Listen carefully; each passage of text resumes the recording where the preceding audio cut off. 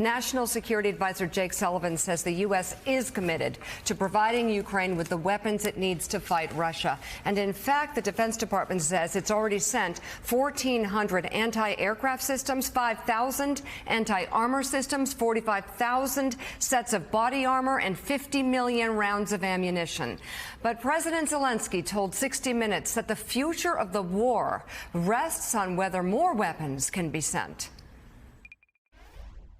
All depends on how fast we will be helped by the United States. To be honest, whether we will be able to survive depends on this. I have 100% confidence in our people and in our armed forces, but unfortunately, I don't have the confidence that we will be receiving everything we need. This morning, the Russian assault has begun in eastern Ukraine. British intelligence is reporting heavy shelling in the regions of Donetsk and Luhansk. This is new video showing what's left after Russian forces bombed a small farming village in the area. One of several civilian targets that have been hit. And the worst may be yet to come. These satellite pictures show an 8-mile-long convoy with hundreds of military vehicles headed for the city of Izium, a Russian staging ground for the attacks in the east. Joining us now, NBC News national security analyst Clint Watts and former U.S. Marine Corps Chief of Staff to Europe, Colonel Brendan Kearney. And it's good to have you both. Clint, first, just show us what's at stake, what's to come in the days, in the next few days. So, Mika, big changes over the last 2 to 3 weeks is everything you see here in light blue. That's the Russian withdrawal, the Ukrainian advance, taking those territories back, which essentially allows people like Boris Johnson to visit Kyiv at this point. Remarkable to even think this would happen. The battle is shifting almost entirely to the east, and Vladimir Putin has signaled this in the start of this war. His justification for going into Ukraine was to take Donbass. Now, obviously, that was a lie. He attacked on many fronts, tried to topple the entire government. But this is the region, Luhansk and Donetsk, that you were talking about, Mika.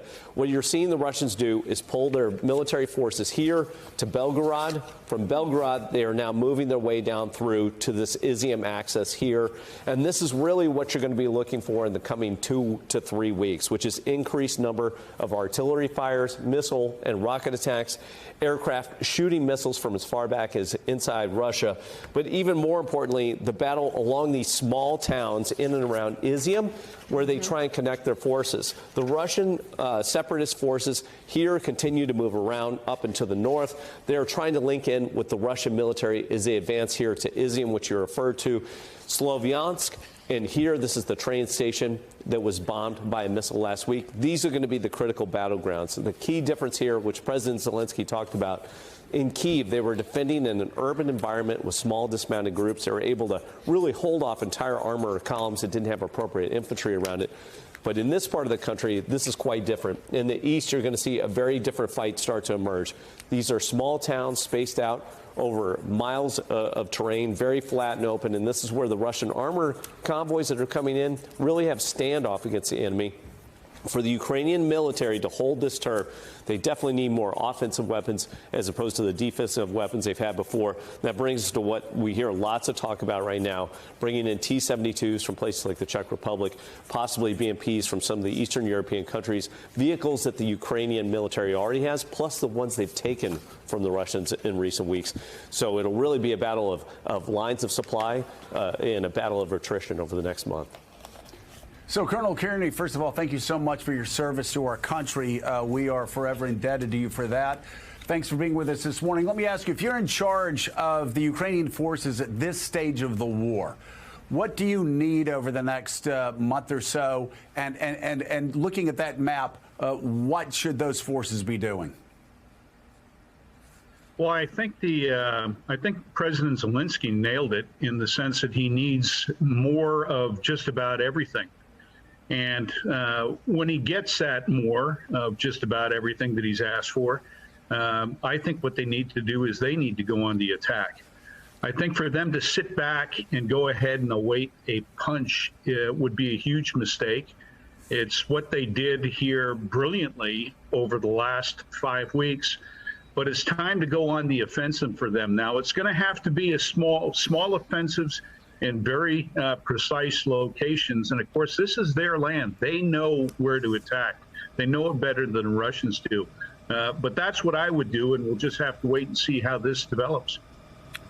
Colonel, it's Katty Kay here. How quickly would these weapons, offensive weapons, need to be shipped from NATO countries if they're to make a difference in this battle, given that we are already seeing those long lines of armored Russian vehicles approaching Dnipro, and it looks like the battle could start any day now? I mean, what's the time frame here? If we don't get them to them tomorrow, is it too late? If we don't get them to them in 3 days, is it too late? How long do they have?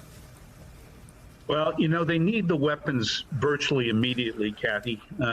What's going to happen is without those weapons, they really are in the proverbial hurt locker. The thing is, though, is that you can almost overwhelm a military with too much supply at one time. So if there's a good resupply going on of these weapons and it's occurring on a sequential daily basis, and those lines of communications, the lines of supply within Ukraine are managed to stay up, then they'll be able to succeed with what they have, what they're faced with. They have internal lines. They can take advantage of their own road network and get those supplies out there. And again, these are weapon systems they've already been trained on. They're very, very familiar with them. So it literally is just getting the equipment into the hands of the Ukrainian soldiers. Former U.S. Marine Corps Chief of Staff to Europe, Colonel Brendan Kearney, thank you so much. And retired Army Infantry Officer Clint Watts, thank you as well. Hey, thanks so much for watching our YouTube channel. You can follow up on today's top stories and breaking news, or catch up on your favorite MSNBC shows all in one place. Download the NBC News app today.